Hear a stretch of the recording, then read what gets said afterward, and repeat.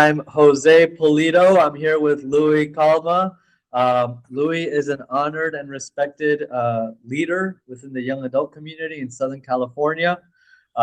He is someone I respect highly. He's a married man and has a huge heart for the faith. Louie, would you like to say hello? Hi, hello everyone. My name is Louie Calma, the Director of Theology on TAP Orange County, and also I serve as a student acolyte at St. John Henry Newman Catholic Church out in Irvine. That's amazing. Look at that. That's fancy. I don't know many acolytes. Uh, Me neither.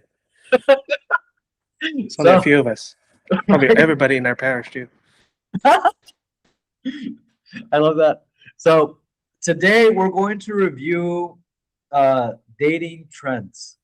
So the start of this survey that I started to send to everyone that I could is I noticed that there's a ton of people in the Catholic Church, ton of young adults who are so excited to be married, who are so excited to just find that someone to glorify the Lord via the sacrament of marriage and to find that path to eternal life in support of each other. And at the same time, I was meeting tons of people who were really struggling. It could be guys, it could be gals. Just I noticed everyone was struggling. So I figured I'd do a survey and then review it with fellow leaders, just to see if this resonated too, just to learn how can we serve better, so that people can really find that special someone.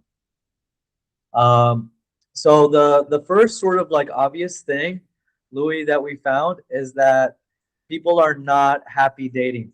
Hmm. The survey really had three simple questions. They were, how do you feel about dating? Why do you feel about it? Why do you feel that way about it? And what would make it better, right? And the scale for the first question, how do you feel about dating, was 1 through 5, 1 being worst, 5 being great. So something like 78% of people answered 1, 2, and 3, as in worst. And when you think about, well, 3 is not so bad. Well, when you read all the responses, the qualifiers regarding 3, everyone's having a terrible time. Hmm. Uh, the 22% said they like dating, and we'll talk about them soon too. The last point is I also took out averages. What was people's average response? The average response was around 2.78 for women and men, for females and males. And it's just to show it doesn't matter whether you're a gal, whether you're a guy, dating is hard. Dating is hard. Any thoughts on this, Louis? Any No, reactions? it's interesting that when you mentioned about the average and then looking at the right side here, that both are below average. I was like under 3, but it's evenly split up on both sexes there. But it is quite surprising to know that more than majority, which is almost like 3/4, are not satisfied in general, right? And I think there's kind of one of those hidden pains or challenges that maybe has been voiced out many times. Probably pastors have heard about this, or in some other ministries, but it's really just difficult to pinpoint on whether is there even a solution, or like what can we even do to start, even whether to address it or just to get us conversations started. And I think this is a good start to have that. Amen. I 100% agree with you. Like, because we we can do ministry with the lights on, like driving with the lights on. And I hope this survey helps us turn the lights on our cars as we're driving. Um, and something that's in a sense really beautiful about listening to others is that oftentimes the people we're most comfortable talking about dating with are our own gender. So then there could be those echo chambers of like, gosh, it's so hard to date men, it's so hard to date women. Um, and here it's just clear it's hard for everyone. So hopefully this helps our private conversations be more compassionate or empathetic. Uh, this sort of reminds me of a friend whom I respect highly. And we're having burritos one night, and he was saying, just everyone is traumatized. everyone is having a really hard time. They're trying to date while traumatized, and it's like, wow, this is true, you know. Um, how do we succeed when literally everyone has a terrible story or a terrible thing? Um, in case, you know, for the viewers, if people are interested, like, what is the split of like worst, not so worst, pretty bad, sort of good, good, you know? Here's the split, and again, it's pretty even across the sexes. The only time it's a little bit indexing more is the female side on the three, you know. And again, I want to emphasize that three does not mean good. When you look at the surveys for the people that selected three, um, they they've had some pretty awful experiences. I'll just say that. When it comes to like the survey, since it was so open ended, um, you know, it's like, why do you feel that way? You know, people doubled down. Like some people felt so terrible that they further labeled their feelings. You know, they further stated how they felt about things, and it's not necessarily a small number. It's something like 16 women and 12 men, so 28 people, without being asked. You know, that this is the big thing. People are volunteering information. Also, the survey was 100% anonymous, so that made it safer for people to say things. So, what is the range of negative feelings people feel? Um, it is a painful experience. Many people said. One person said they fear it's too late. So even just the concept of dating produces anxiety because they fear it's too late. And that was a dude. Um, they feel discouraged. You know, 10 people, so not a small number. And this one sort of like surprised me. Um, it did crystallize a feeling, and that is people are scared of dating. Um, so when we're thinking about this is the dating feelings that a significant portion of survey respondents had, right? Um, this might be good to address in ministry events. Like, hey, if you're feeling despair, this is a good Bible study to go to for finding hope. Um, you know, like addressing despair is definitely a work of charity, you know, a work of mercy. So, anywho, Louis, do you have any thoughts regarding these sorts of like responses?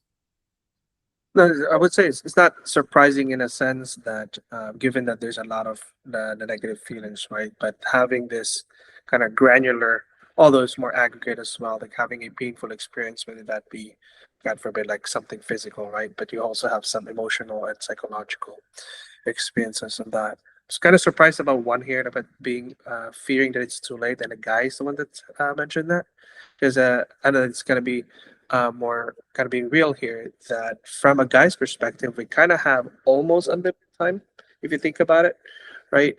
When it comes if we're really going for marriage in a sense that if the dating mindset is for marriage, that the guys kind of have a little bit more relatively open ended compared to the women, if that is if you kind of catch my drift there. And the being scared, I think that is understandable in the sense that is probably in general for everything that navigating relationships, right, or even anything, right? We just don't know what's out there, and given that you're becoming more vulnerable to people at the same time, you don't want to kind of invest too much in certain people that you don't have like a certain level of commitment, because that would affect you being vulnerable, and then that opens you up for betrayal as well.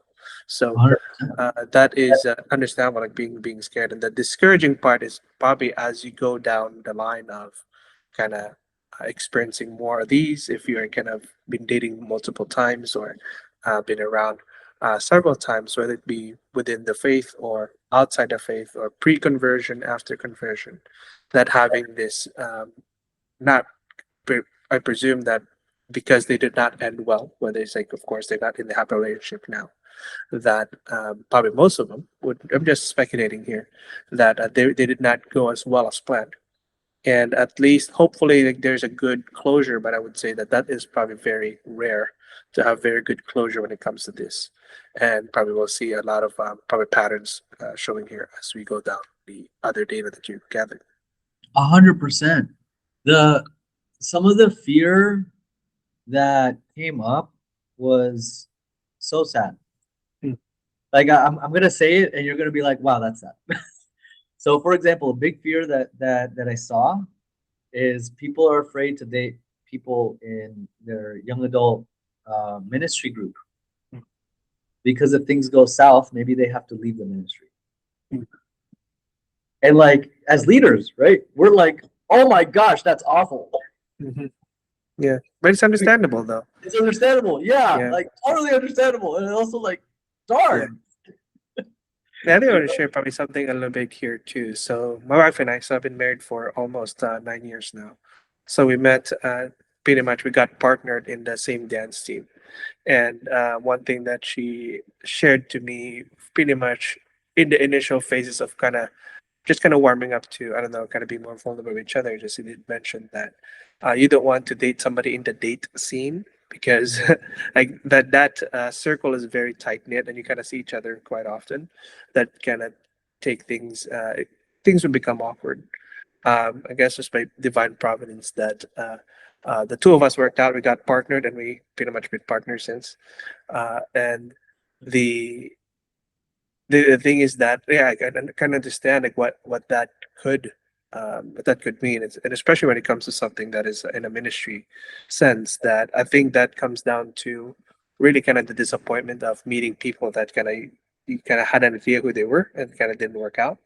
And then it kind of touches upon kind of how we properly close things or closure, right? That because you cannot be now kind of just ghosting somebody, then you just see them in that group. It's like how can you be ghosting and you're still showing up? That's a different kind of rising from the dead, you know. So like I'm not happy you rose from the dead, um, yeah. which I never thought I'd ever hear that phrase. So yeah, like that's a thing. Like also like what is a casual date? Mhm. Like if you have coffee with someone, what are the rules in a Mhm. sense? What are the norms for ensuring that we get to know each other, but there's no hard feelings if it doesn't work out? Mhm. Um, yeah, that it's rough, man. Now, of course, we can't just look at the sad. We have to look at those very fortunate 22%, Yeah. the happy daters, and they give me so much hope, honestly. Um, I think the real theme here is gratitude. Mm. So they have fun getting to know people. Um, they are they believe that there are good men and good women out there. You that's really powerful. And then one person is actually in a relationship, and they are grateful for their relationship. And I'm so glad that the one person said that is a girl, right? Mm.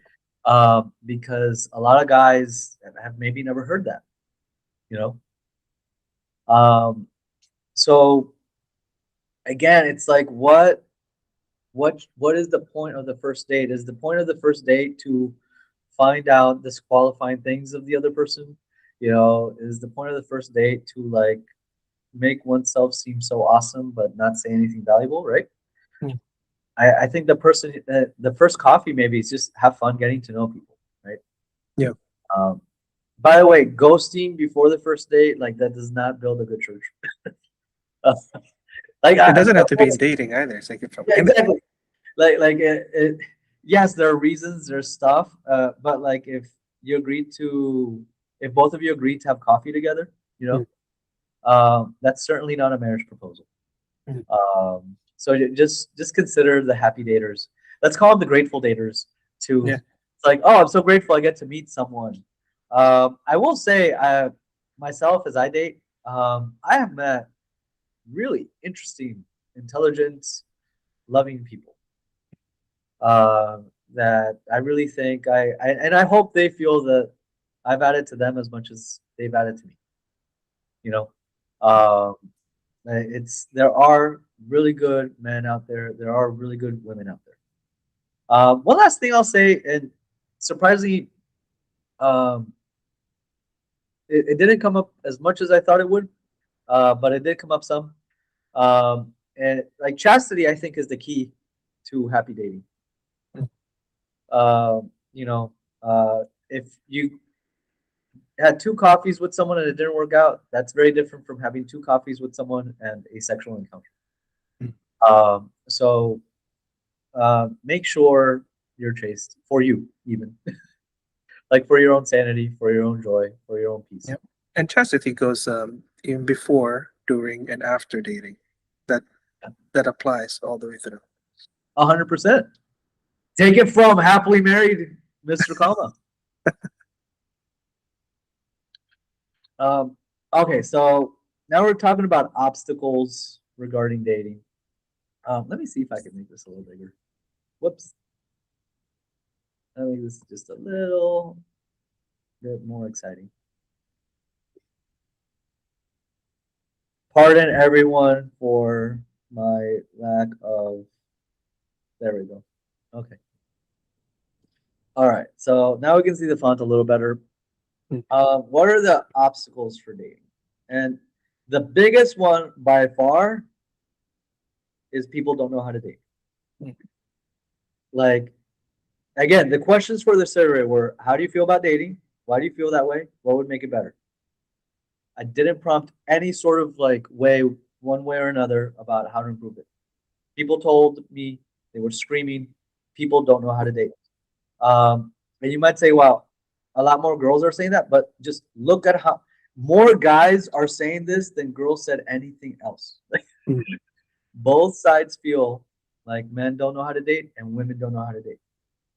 And I think part of the problem is, again, it's like, what are proper expectations of this first coffee chat or this first phone call? Is it actually okay to date someone within the ministry? If it's not okay to date someone within the ministry, like, can I go date someone from another ministry? Uh, there's just so many questions. Also, it's people don't really know each other. So if, let's say, Jack goes out with Jill, um, Jack would ask his friends, "Hey, who's Jill? Do you know who she is? Do you know who her friends are?" And Jill would ask the same of her friends regarding Jack. So in transient environments, it's really hard. So people don't know how to date. People don't know basic things, and by basic things, it's not necessarily things that anyone knows. Nobody knows. Uh, what's the correct way to ask someone out on a date? What's the correct way to say yes? When do you text after the date? Um, is it okay to double text? These are all things that are small yet drive people nuts. You know, people are on eggshells. In addition to people don't know how to date or don't know the mechanics of dating, um, people said it's hard to meet people, as in, where do I meet girls? Where do I meet guys? Um, Another one is standards from the opposite sex are too high. This is one of those where I was like, I wish I could talk to these people and like really get to the core. Um, like, what is the core of it? Is it just everyone saying go meet a guy like Jesus, but literally no one is God, so you can't meet a guy like Jesus? You know, like, would love to know why these standards are so high.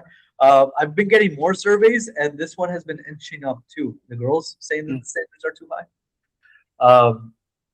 There's a mismatch on age, not just for gals, but also for guys. Values are different. It's like, what is appropriate behavior, in terms of virtue? What sort of family or life do we want to have? Looking for someone who is God first. That one really surprised me. Yeah, I think in the Catholic life, there's still continual conversion, Sure. Again, I wish I'd know what these ladies and one gentleman said, like, mismatch in faith, right? Like, what does that mean? Is it just we're becoming so attached to our particular forms of worship that people have different ideas of what living the proper Catholic life is? And wish there were more men, more women. Like the men here said, it's hard to meet people, and over here they're saying it's hard. Like, I wish there were more women out there, right? Matchmaking could be really beneficial, I think, in this situation. And by that I don't mean that father so and so or young adult ministry leader so and so need to do a really elaborate project. I think it's more like just friends Yeah. being like, hey, I just talked to someone at the corner over there. Dude, you should really go talk to her. Or girls, like, hey, there's this guy, group of guys I just talked to, and there's this one guy I think you'd be perfect for. You know, how about you and I go over there, together, Mm. and hopefully he'll talk to you. Like that matchmaking could be really powerful. Any thoughts, Louis? I think probably we'll discuss this more about on the right side there. But I think a lot of these, like on the left side, like on the lower side here, compared to the really majority one here, is about like the standards of people, right? So the whether that becomes like an obstacle for some, or well, sometimes people being more realistic, right? And they have certain ideals. And the hard part of that one is like we are all work in progresses, that there is a big mismatch again for what we at least foresee ourselves we want to be. Then at the same time we're trying to think of the other person to be in a certain level, right? That because I think it's understandable that you don't want just to be crass, you don't want to carry a burden in that sense, that I don't want to have like an extra baggage. But the hard part of that though, uh, it becomes a one-sided type of a mindset. If I think about that, where like you were dealing with people here, wherein there are different kind of experiences, different kind of pains and joys and particularities and stuff like that. And I think the uh, being self-aware of what we're asking of people and knowing that uh, like where our identity pretty much is rooted first.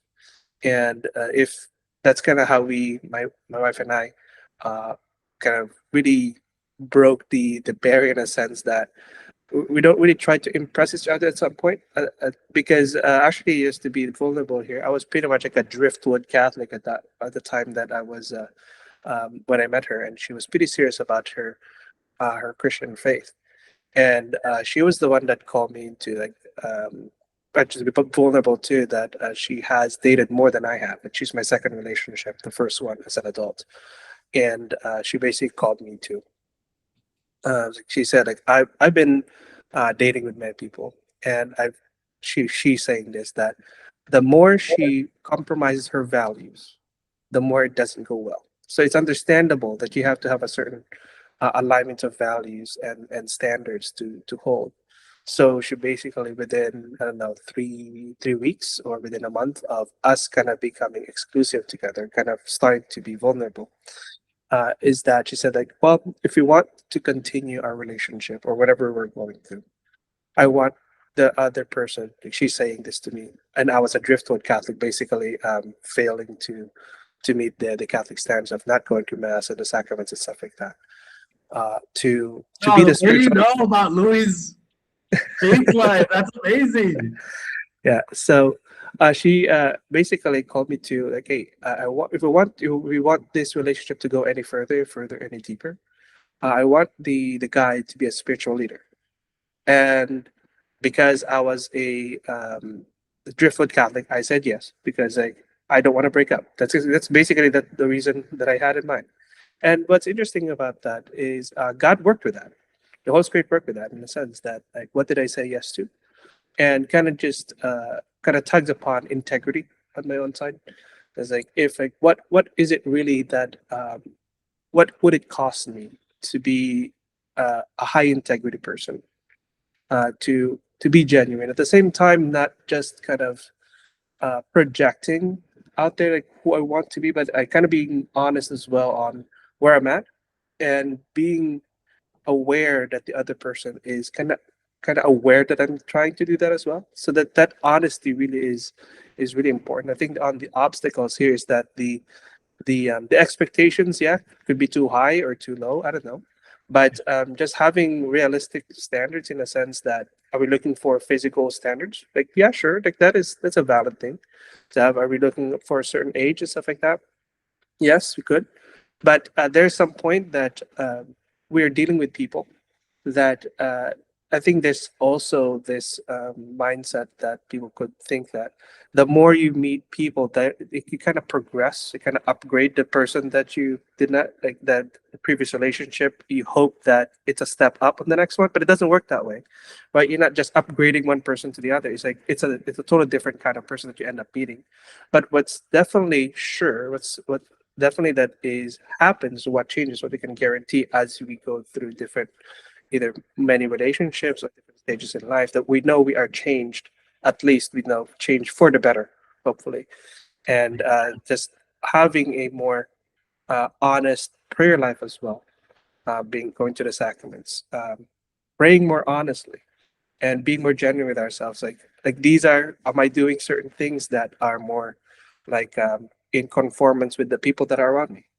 Am I is like this falls along, it's like they call this LARPing, right? Like live action role playing, in a sense, and that kind of falls upon. It's kind of like a criticism on the traditional side. I'm serving at the ordinariate, right? That there is like that is kind of like atmosphere that we're projecting a certain kind of value, which is understandable because you don't want to be like just a normal person that is kind of like a normie, if people say.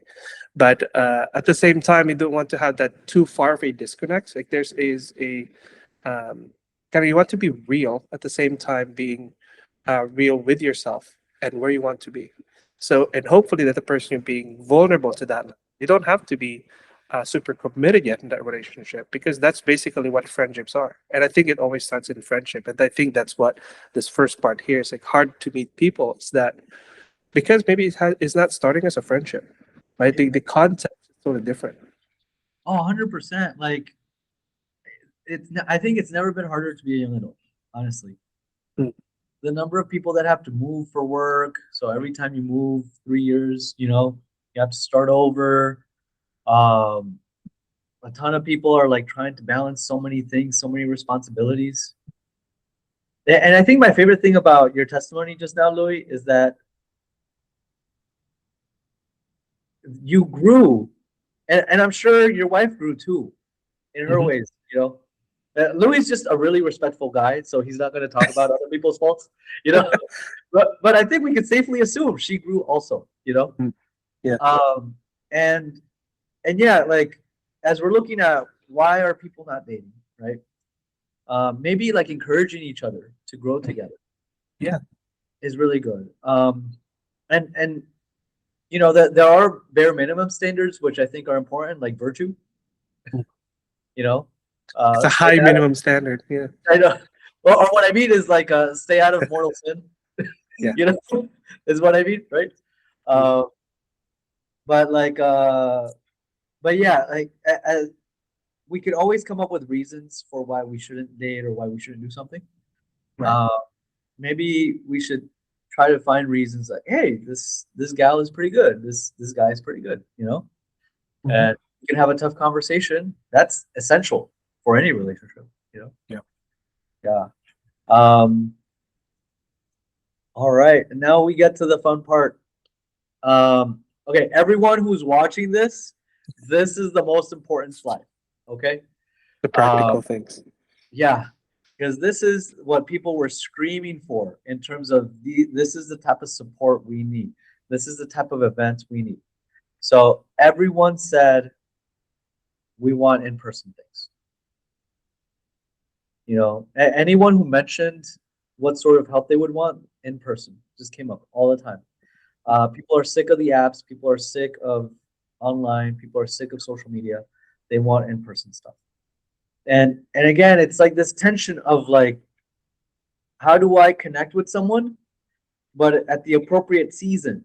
If we just met, how much am I gonna disclose? If we're on our fifth date, how much am I gonna disclose? So people really want low pressure environments, like low pressure events. Think about like a pickleball tournament or you know uh, pints and cornhole or whatever, right? Just something where people can get together and have fun. Yeah. Um, they would also like dedicated events towards meeting Catholic singles. Mm. And myself, I love to dance. I know Louis, you and your wife love to dance. It's like dance nights are great. Let's just make sure to put like singles dance night or something. Because let's say someone's in a committed relationship but not married, that means they don't have a ring on. Mm. So and that dissuades people actually, from talking to strangers. So like an event where everyone knows they're single and looking. Yeah. Um, People are also really hungry for events that unite us as a church. Uh, Again, there are some very strong convictions, preferences regarding liturgy, and forms of worship, etc. So if we could have events where we could unite the church more, like adoration, uh, adoration is just pretty. You just do adoration right, Yeah. and I think anybody can do adoration right. Bible study, that's totally fine. We're all going to read the same Bible, sort of thing. Socializing events, mixers of common interest. So if there's like coffee aficionados out there, have like a coffee time. I know this one ministry in the San Fernando Valley has like coffee outings. Um, Definitely, people should have coffee outings. I even suggest like try group dates. Like maybe four guys get together and they post on the group chat, "Hey, we're looking to take four girls out on a date. Let's go." We're gonna go to this coffee house. So it's not expensive and not crazy. Maybe young adult ministers can seek out those guys. Like, hey, you're pretty extroverted and crazy. Can you get three guys, and then the church will host a coffee date here for you and the girls. Because it's just coffee and like brownies or something, right? Yeah. So do that at the parish. Surprisingly, only a few people suggested more seminars and Bible studies, and really it was for this, so people take dating more seriously. You know, uh, Unless there's like a particular reason, ghosting is probably not a good thing. Mm. Unless there's a very particular reason, it, like ideally the goal is to be able to date casually, such that you can still be members of the same ministry.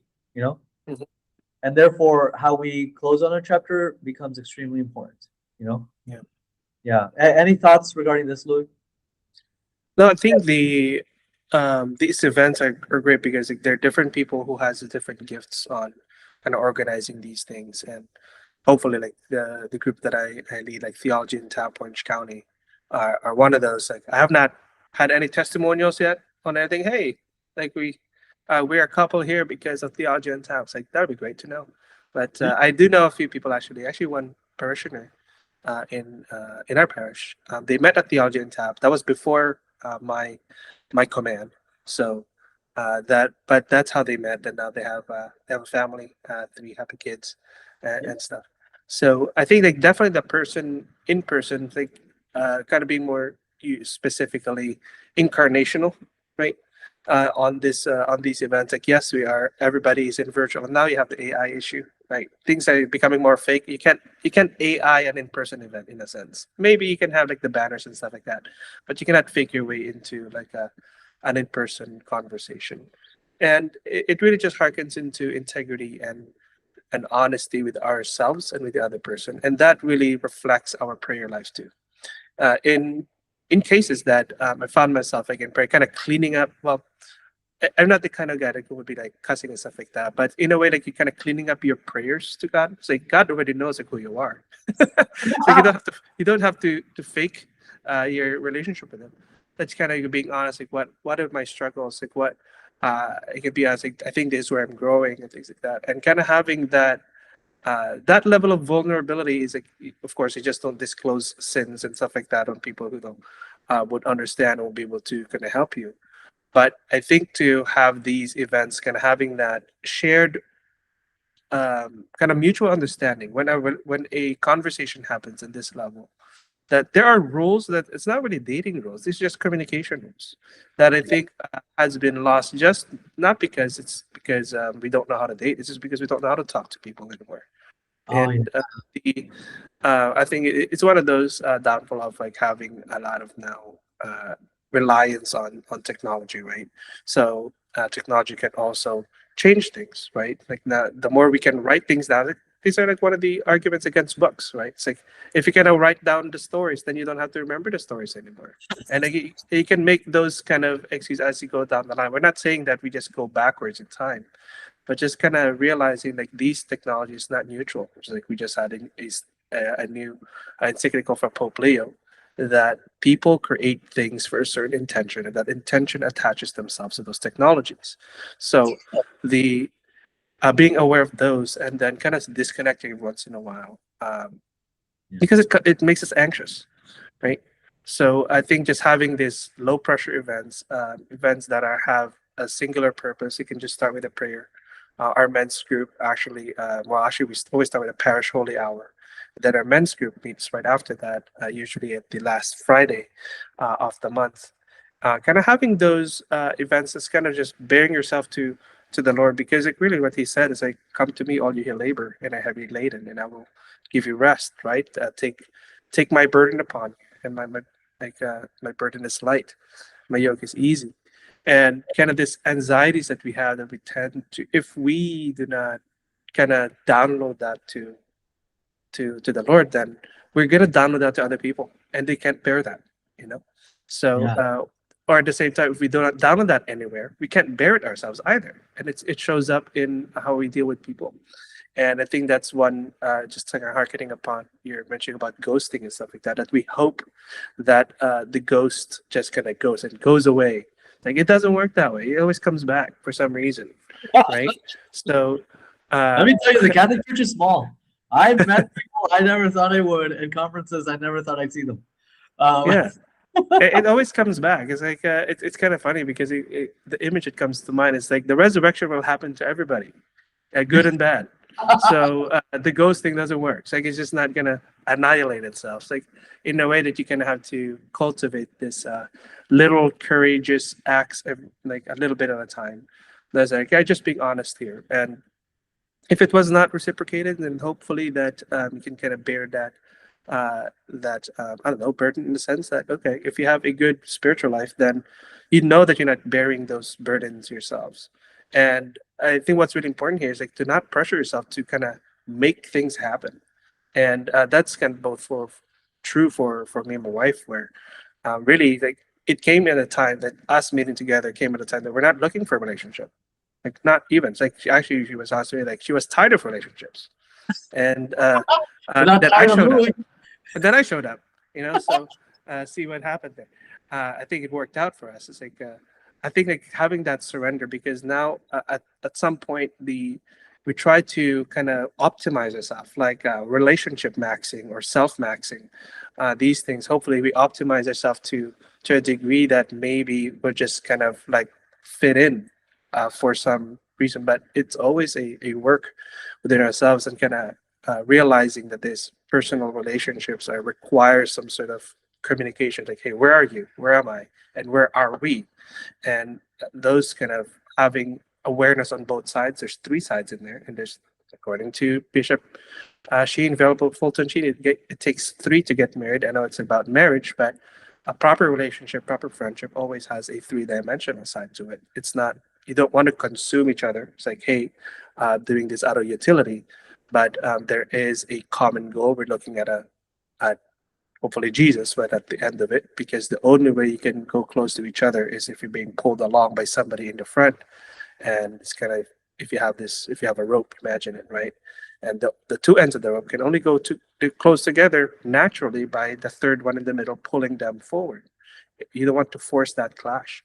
So hopefully, like a lot of the opportunities we have, whether it be like a religious context or like a super casual context, like theology and tap, or maybe just small groups like bonfires and stuff like that. And it's always in the context of friendships. My wife and I would we set aside like our first Saturdays for like a potluck fellowship, either at our place or maybe on a beach. Jose, you've been in a few of those events. We kind of move them around. I think that's one of the blessings being here in California, right? That you can Yeah. just go to the beach there, and then it's open to the public. And then the third Saturdays, we would host like a hike, right? So those kinds of really casual things. It's not like super like romantic in a sense of the atmosphere, but it is an occasion for some getting together. and Yeah, just kind of like gauging each other, right? It's like, hey, it's like, how do you kind of deal with people? Kind of just that is like kind of like the first rule. It's like it's kind of gauging each other's ability to kind of disclose and receive and kind of handle conflicts, and that's what's really missing. Is like unless you articulate those, whether are actually articulating them vocally or with yourself or in prayer, those things will not happen just like by accident. This takes a lot of work. 100%. No, I love what you're saying. And I want to like invite people to give us feedback. Yeah. Seriously, please. Like, we want to help. Mm. Uh, we really do. That, Louis, and this might resonate in you. Like, the survey really illustrated in me that this is a something that the church can resolve together. Mm. Like when we get together and talk about love, really, that's what we're talking about, love, right? Mm. When we get together and talk about love, when we get together and talk about what's the right fit for Catholics in Southern California, for example, Mm. when we talk about, wow, people aren't sure about the mechanics of dating, like what are the norms we need in our ministry, you know? Um, and I'm sure, like, I know Louis and I are exploring this, like having like a Catholic dating conversation Mhm.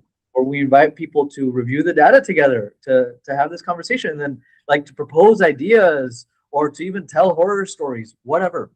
Mm. Um, we can come together, and I know that when we come together, we're gonna get like 40 good ideas. Mm. Uh, I'm really astounded by the creativity and the dedication our church has for love. Right. Yeah. I want to share more something about I think it's the dynamics of these things, right? So the more we try to kind of define things too much, there's talking about like rules and stuff like that. Of course, like rules exist for a good reason. There are a lot of unspoken rules, there are spoken rules and stuff like that. But I think we don't have to know all of them Yeah, until you dive deep into it. And before you dive deep, before you get yourself into it, it's like like if you're being vulnerable enough and you're not doing like really crazy things, right? There's a way of like being modest in a sense, and I think like that's one definitely good thing is like modesty when it becomes to not just okay the way we clothe, but also modesty in the way we uh, disclose information to other yeah, people. Like there's a certain kind of you only earn those things like depending on the level of relationship. But I think just being like I think this I keep saying this about honesty and integrity, right? yeah, So the rules is like yeah like how many texts and how many messages like how many this and that like that I think that would give a lot of anxiety for people. It's like it's like a check like I mean if a lot of our listeners here are Catholics, that's like do we have a lot of rules already? It's like we don't we don't need more in a sense, but it's like having the freedom really of as long as you are loving, like you are not in mortal sin. It's like that's the same, thing. What is right? the expectation we have of the other person's intent? Yeah, Like in double texting, did he or she commit the mortal sin of being too excited? yeah, Like, come on, no, guy yeah, just likes you, girl just likes you. Like, it's yeah, fine. yeah. Yeah, But I think like the other portion there is like why not just call them? It's like if that's I think you can kind of catch them off guard or something like that. But kind of set aside the time. Kind of set as like being intentional. But of course, you don't want to be driven by anxiety. I don't want to know the answer now. I want to know where we're at right now. But yeah. it's just like being patient with the other person. Maybe the person's not just not there, but it doesn't mean you end the relationship, right? So And this is why we gotta talk about this. yeah, Okay, so one of the dreams I have is that yeah, people go from listening not so much to influencers, but to like micro influencers. mm, Like Louis saying these things in his geographical area, right, mm, is so much more important yeah, than someone all the way some other place, right? yeah, And the more we have these imagine like just all of us together, like 10 people, let's say, in a young adult ministry in mhm, Southern California, saying, you know what, just it's okay to just call. You don't need to send the signal flare. yeah, Like, and if someone's busy, they just don't pick up and they'll text you like, hey, yeah, can I call you back later? Like, it's fine. mm, We're humans. yeah. Uh, So Yeah. I think like the social media part of it is one of those things, right? It's like in a sense, like yeah, I think it's something it's entertaining and stuff like that, but there's really no need to kind of run our lives as if we're living in a social media world, in a sense that like that's the real world. Like, that's like it's just a fake world. It's like, right now, it's like it's everything is fake. Most of the things are being fake online, and actually that drives a lot of things in person. It's even So worse. I think Now it's AI. Now it's I know, AI yeah. things. So Yeah. I think like, having events like this, like our parish, we have like I would like to call it, I would probably coin the term. We call it the holy ground because you have donuts and coffee in there. So it's in between our masses, between our 9 a.m. and 11 a.m. masses. So we usually have some teaching happening in there, but there's a space there I gotta that go you just like, there. hey, grab like a donut, grab a coffee, and kind of say hi to people.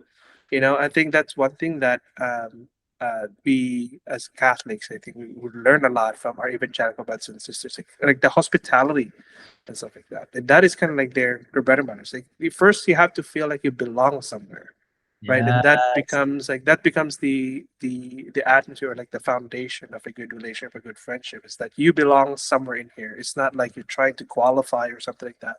It's like if you try to qualify, you're not gonna qualify anywhere. It's like I So won't good. qualify.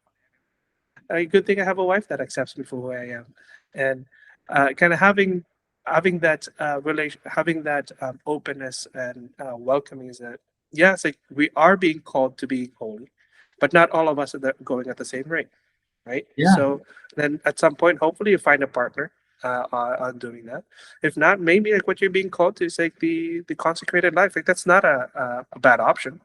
Is in the ways like Saint Paul said that if you're married, you're more anxious, right? You're more anxious about your wife, and you're anxious about the Lord.